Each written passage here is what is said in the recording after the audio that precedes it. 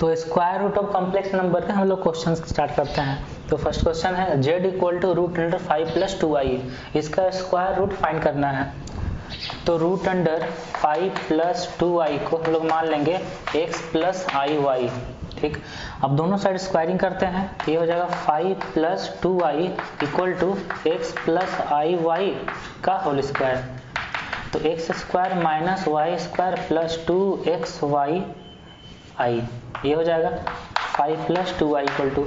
अब दोनों साइड से रियल पार्ट और इमेजिनरी पार्ट इक्वेट करेंगे तो 5 equal to x square minus Y square हो जाएगा and 2xy equal to 2, so xy equal to 1, ये हो गया। अब हम लोग क्या करेंगे, x square plus Y square का whole square equal to x square minus Y square का whole square plus 4x square y square, ये लिख देंगे। तो x square minus Y square equal to 5 है, तो ये हो जाएगा 25 प्लस 4x वाई स्क्वायर 1 है ना, ये 29 आ जाएगा। X square plus Y square का होल स्क्वायर इक्वल टू, तो यहाँ से x square plus Y square equal to मिल जाएगा प्लस माइनस रूट अंडर 29। तो x square plus Y square मिल गया plus minus x plus minus root under 29, ये मिल गया। तो अब यहाँ से equation x square minus Y square equal to 5 है और x square plus Y square equal to root under 29 है, या फिर X square minus Y square equal to 5 और x square plus Y square equal to minus root under 29, ऐसा लिख सकते हैं। तो अब यहाँ से सॉल्व करते हैं। अच्छा, एक बात तो क्लियर है कि X square plus Y square plus minus root under 29 आया है ना, तो यहाँ से सॉल्व कर सकते हैं। ये दोनों को अगर ऐड कर देते हैं, ये दोनों इक्वेशन को अगर ऐड कर देंगे तो माइनस वाई स्क्वायर और प्लस वाई स्क्वायर दोनों कैंसिल हो जाएगा। तो ये हो जाएगा 2x square equal to 5 plus root under 29। तो x square equal to 1/2 of 5 plus root under 29। तो x equal to plus minus root under 1/2 5 plus root under 29, ये आ जाएगा x इक्वल टू। और अगर सब्ट्रैक्ट कर देंगे इससे, इस इक्वेशन से उस इक्वेशन को सब्ट्रैक्ट कर देंगे, x का कट जाएगा। तो 2y square equal to root under 29 minus 5, तो y square equal to 1/2 root under 29 minus 5, तो y equal to plus minus root under पूरा 1/2 रूट 29 माइनस 5, ये हो जाएगा। अच्छा, x और y तो रियल नंबर है, x और y तो रियल नंबर है, तो नेगेटिव पॉसिबल नहीं है। x और y रियल नंबर तो नेगेटिव पॉसिबल नहीं है, तो ये तो होगा ही नहीं, माइनस रूट अंडर 29 नहीं होगा, यही होगा प्लस रूट अंडर 29। तो अब यहाँ से ये बात क्लियर है कि इसका जो b है ना, b मतलब a प्लस आई बी, जो कॉम्प्लेक्स नंबर शुरू में दिया हुआ रहता है उसका b, तो आयोटा का कोफिशिएंट कितना है, +2। तो अगर आयोटा +2 है means x y equal to plus है, x y equal to plus है, पॉजिटिव साइन है, तो एक्स वाई दोनों का साइन सेम होना चाहिए, दोनों का साइन सेम होना चाहिए।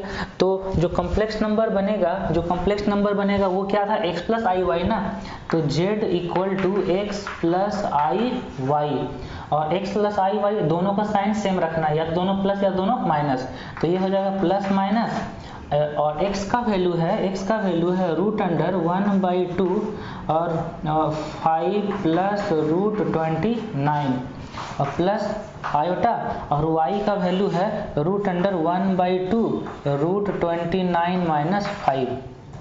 ये कॉम्प्लेक्स नंबर है, या तो दोनों का दोनों ये प्लस साइन के साथ या फिर माइनस साइन के साथ। क्लियर, ये कॉम्प्लेक्स नंबर है, वहाँ वो पॉसिबल नहीं होगा, तो यहाँ से 2 कॉम्प्लेक्स नंबर आएगा। इस टाइप से हम लोग स्क्वायर रूट फाइंड करते हैं। अगर ये नेगेटिव होता तो यहाँ पे माइनस लगा देते हैं, मतलब एक्स और वाई का अपोजिट साइन।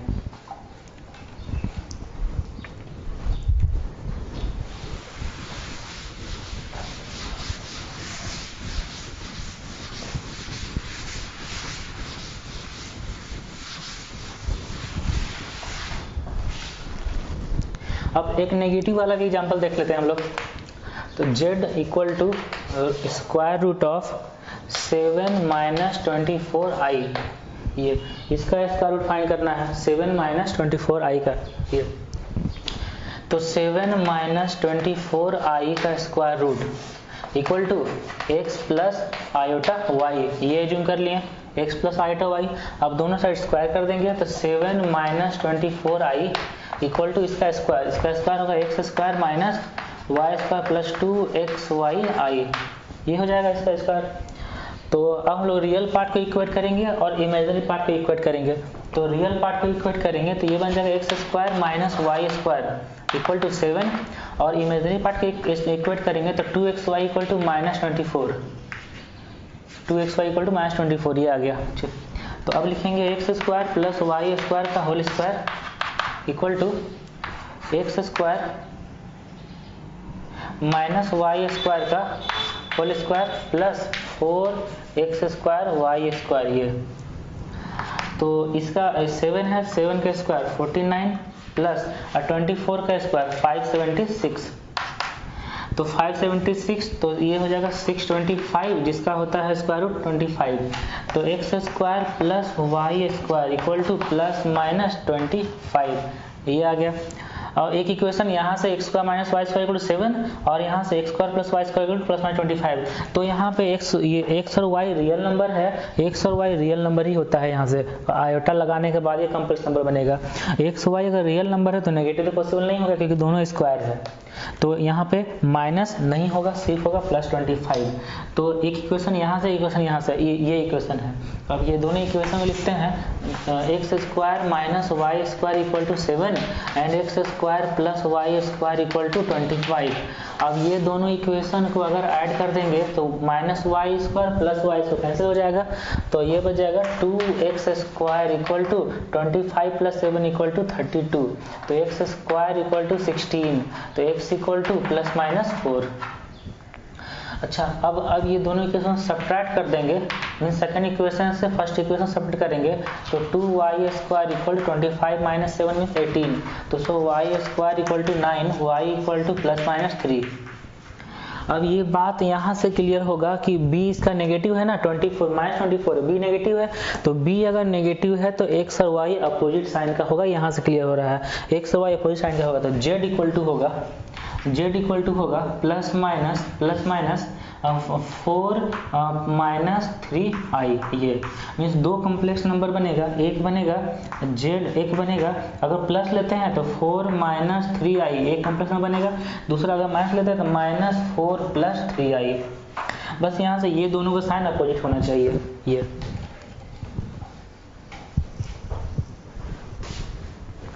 तो ये था square root of complex number.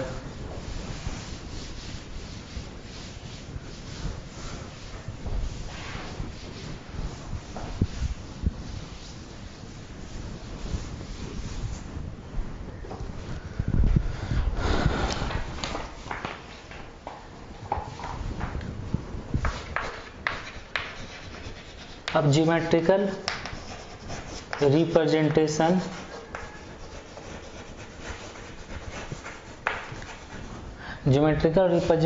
Of complex number पढ़ेंगे।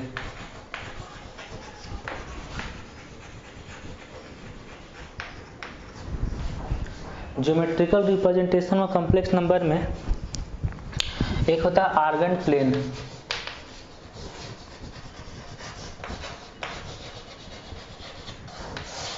आर्गन प्लेन या फिर कॉम्प्लेक्स प्लेन भी बोल सकते हैं। जैसे कार्टेशियन कोऑर्डिनेट में एक्स एक्सिस वाई एक्सिस होता है, उसी टाइप से आर्गन प्लेन में रियल एक्सिस और इमेजिनरी एक्सिस होता है, रियल एक्सिस और इमेजिनरी एक्सिस होता है।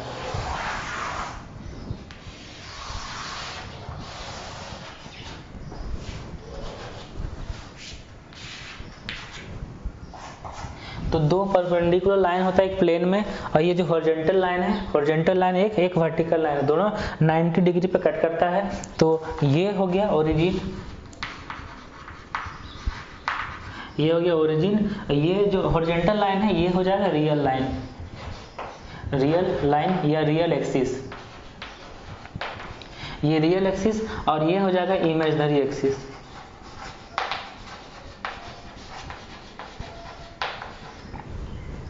जिस टाइप से एक्स एक्सिस और वाई एक्सिस होता है, उसी टाइप से रियल एक्सिस और इमेजिनरी एक्सिस होगा। तो यहाँ पे अगर कोई कॉम्प्लेक्स नंबर लिखा गया है, अगर यहाँ पे कोई कॉम्प्लेक्स नंबर लिखा गया है 2,3 2 प्लस 3i, 2,3 को 2 प्लस 3i बोल सकते हैं। तो 2,3 है, जैसे एक्स वाई प्लेन में अगर लिखते हैं तो 2 होता है एक्स कोऑर्डिनेट और 3 होता है वाई कोऑर्डिनेट।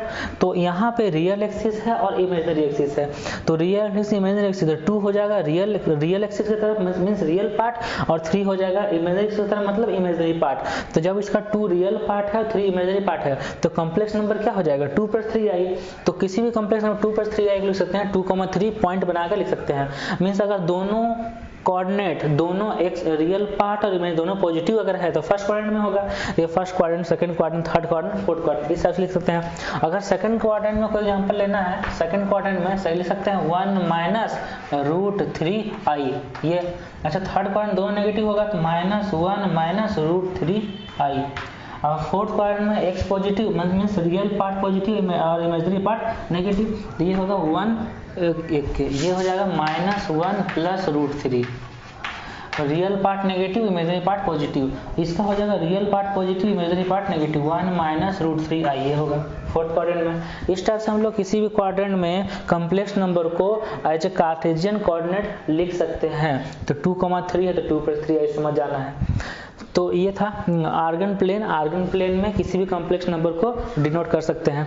अब आर्गन प्लेन में कोई कॉम्प्लेक्स नंबर या फिर कॉम्प्लेक्स नंबर है उसका मॉडुलस फाइंड करना है और आर्गुमेंट फाइंड करना है। अच्छा कहने का मतलब मॉडुलस मींस ये जो कॉम्प्लेक्स नंबर है इस कॉम्प्लेक्स नंबर का ओरिजिन से डिस्टेंस, 2,3 कॉम्प्लेक्स नंबर का ओरिजिन से डिस्टेंस ये फाइंड करना है। तो कोई और कॉम्प्लेक्स नंबर लेते हैं, मान लीजिए कॉम्प्लेक्स नंबर ले लिए 1 plus root 3i, 1 plus root 3i ये कॉम्प्लेक्स नंबर लिए। तो 1 प्लस रूट 3i में पॉइंट क्या बनेगा 1, रूट 3 पॉइंट बनेगा 1, रूट 3। अब इसका यहाँ से डिस्टेंस फाइंड करना है। जब इसका डिस्टेंस फाइंड करना है यहाँ से परपेंडिकुलर ड्रॉ करेंगे तो ये डिस्टेंस होगा 1 और ये डिस्टेंस होगा रूट 3। तो ये पाइथागोरस से ये राइट एंगल ट्रायंगल बन रहा है, तो पाइथागोरस से हाइपोटेन्यूज इक्वल टू बेस का स्क्वायर प्लस परपेंडिकुलर स्क्वायर।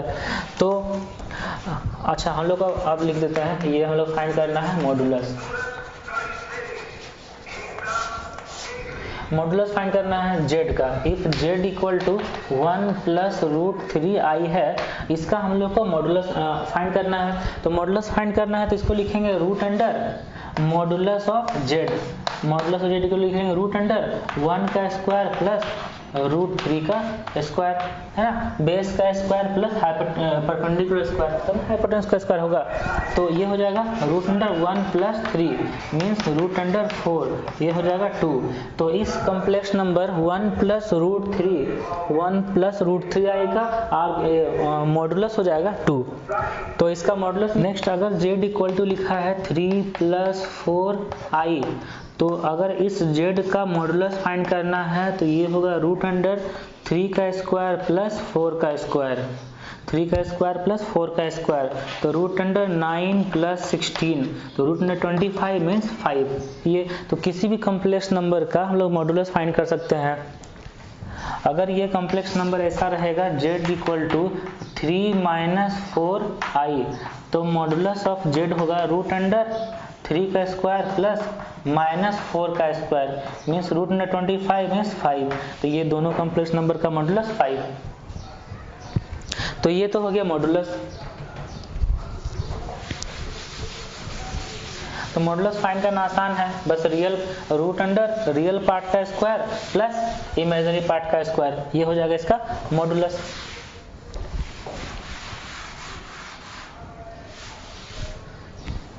अब हम लोग पढ़ते हैं आर्गुमेंट।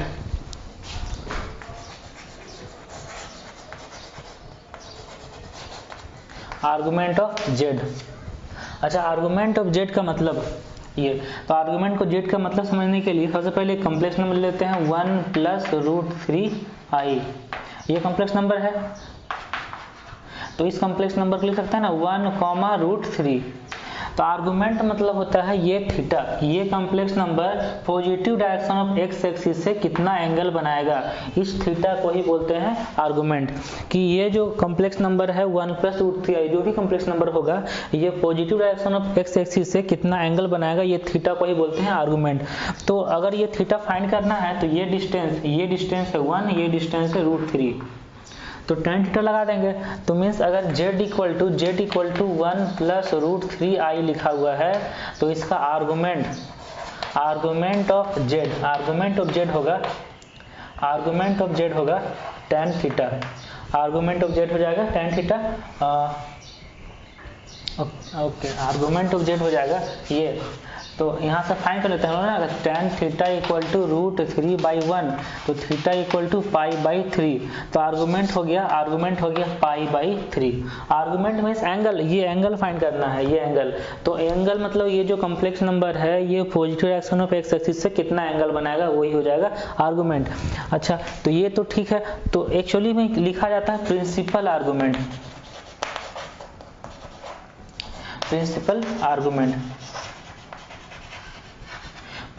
आर्गुमेंट को हम लोग एम्पलीट्यूड भी बोलते हैं, एम्पलीट्यूड ऑफ z।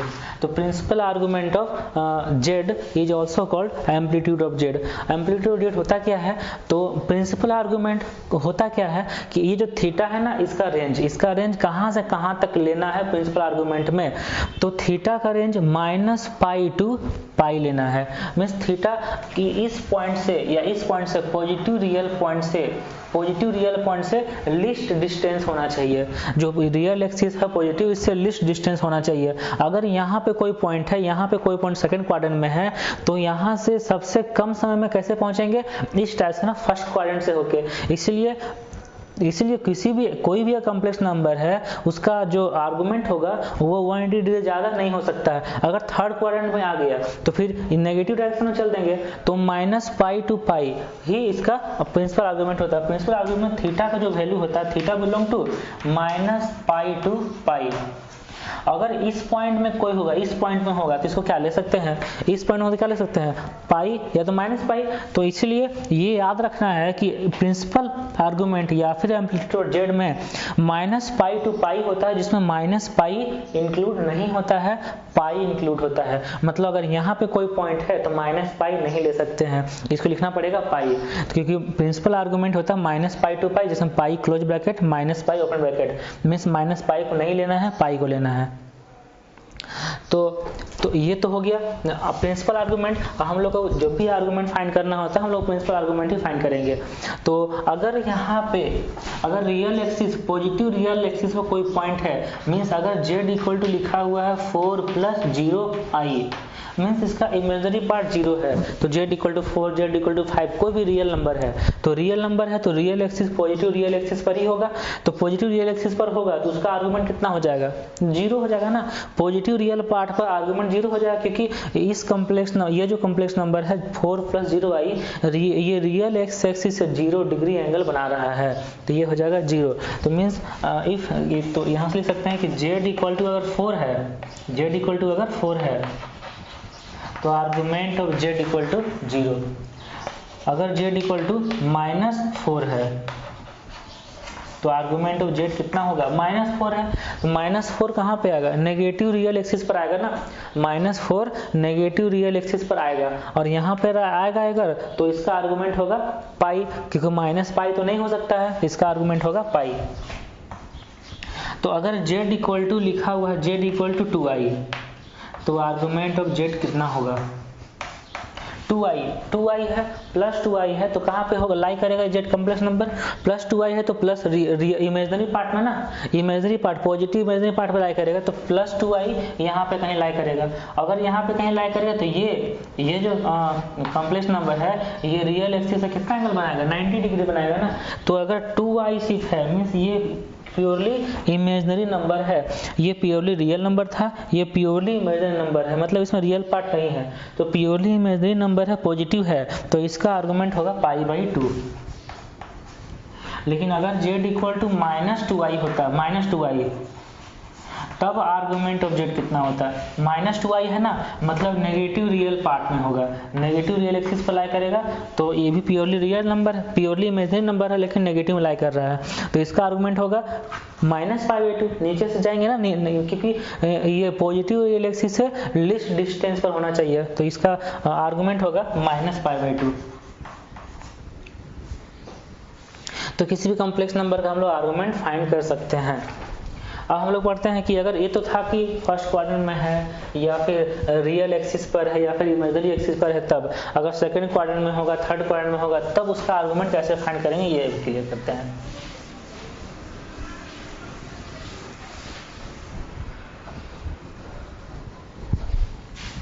तो अगर सेकंड क्वाड्रेंट में कोई कॉम्प्लेक्स नंबर है, मीन्स -1 + √3i, -1, √3, ये अगर कॉम्प्लेक्स नंबर है सेकंड क्वाड्रेंट में, तो इसका आर्गुमेंट क्या होगा, तो इसका आर्गुमेंट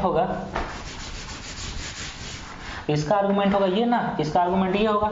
तो लेकिन हम लोग जो भी फाइंड करेंगे, तो हम लोग फाइंड करेंगे इसका ये डिस्टेंस है 1, ये डिस्टेंस है √3, इससे हम लोग क्या मिलेगा, यही थीटा मिलेगा, इससे हम लोग थीटा मिलेगा। तो थीटा इक्वल टू, तो यहाँ से थीटा फाइंड कर सकते हैं, तो tan थीटा इक्वल टू √3/1, तो tan √3 means theta equal to π/3, 60 degree ना, थीटा इक्वल टू 60 डिग्री π/3, तो π/3 तो ये ना हो गया, तो ये कैसे फाइंड कर सकते हैं, तो 180 में से थीटा माइनस कर देंगे, तो कितना आ जाएगा, 180 में से 60 डिग्री माइनस करें तो 120 डिग्री, तो इसका आर्गुमेंट होगा 120 डिग्री में से 2π/3। तो मीन्स ये बात क्लियर है कि अगर फर्स्ट क्वाड्रेंट में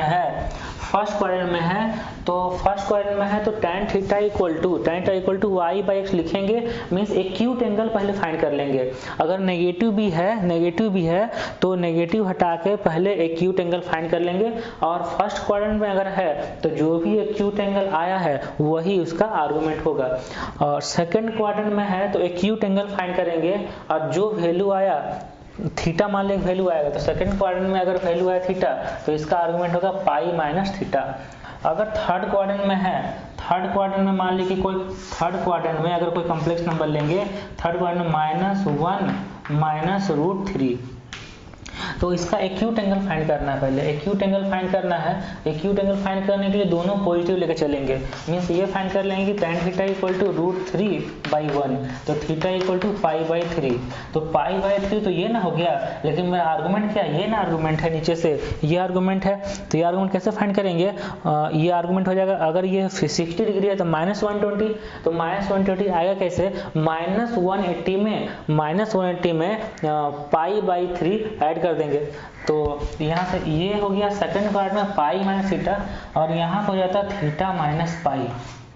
अगर थर्ड क्वाड्रेंट में कोई कॉम्प्लेक्स नंबर है, उसका एक्यूट एंगल थीटा है आर्गुमेंट, तो इसका मेन प्रिंसिपल आर्गुमेंट होगा थीटा - π। अच्छा, फोर्थ क्वाड्रेंट में अगर कोई कॉम्प्लेक्स नंबर है, उसका एक्यूट एंगल थीटा है, तो उसका आर्गुमेंट होगा -थीटा। तो ये चारों चीज याद रखना है कि फर्स्ट क्वाड्रेंट में थीटा, सेकेंड क्वाड्रेंट में π - थीटा, थर्ड क्वाड्रेंट में थीटा - π, एंड फोर्थ क्वाड्रेंट में -थीटा, फोर्थ क्वाड्रेंट में -थीटा। ये चारों क्वाड्रेंट का प्रिंसिपल आर्गुमेंट याद रखना है। अब हम लोग को एग्जांपल देखते हैं, जिससे बहुत अच्छे से क्लियर हो जाएगा कि आर्गुमेंट कैसे फाइंड करते हैं।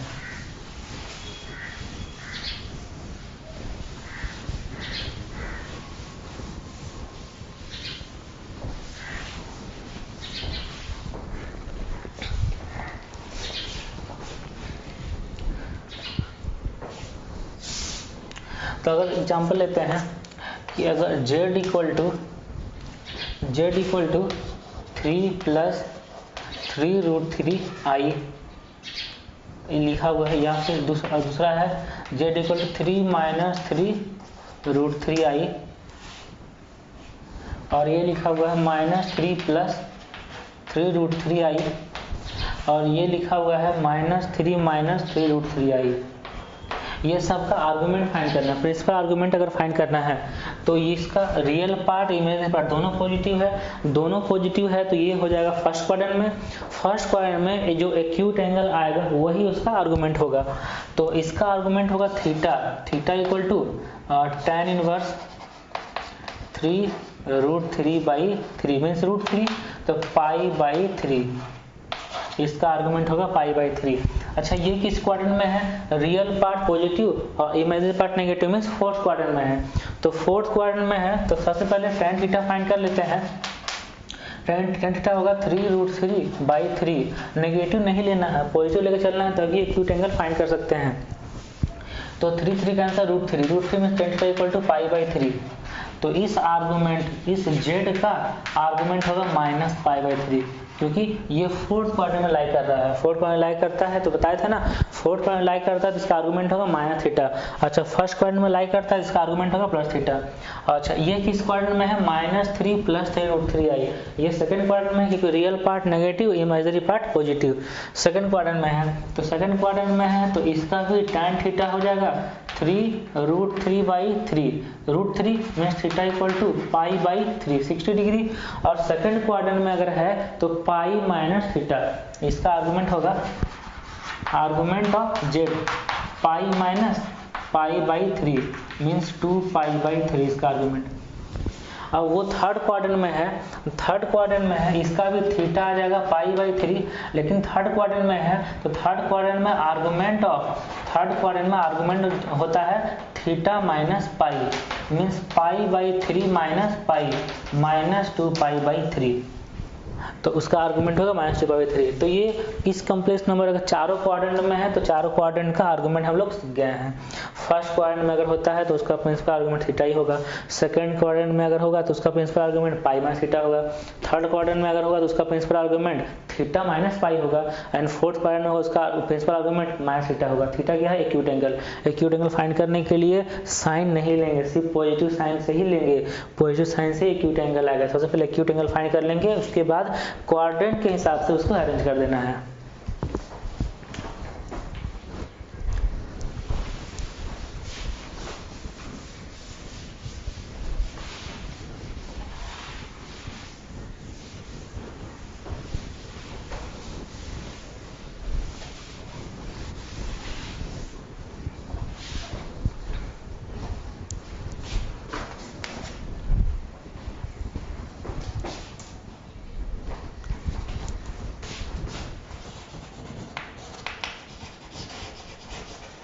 Conjugate of a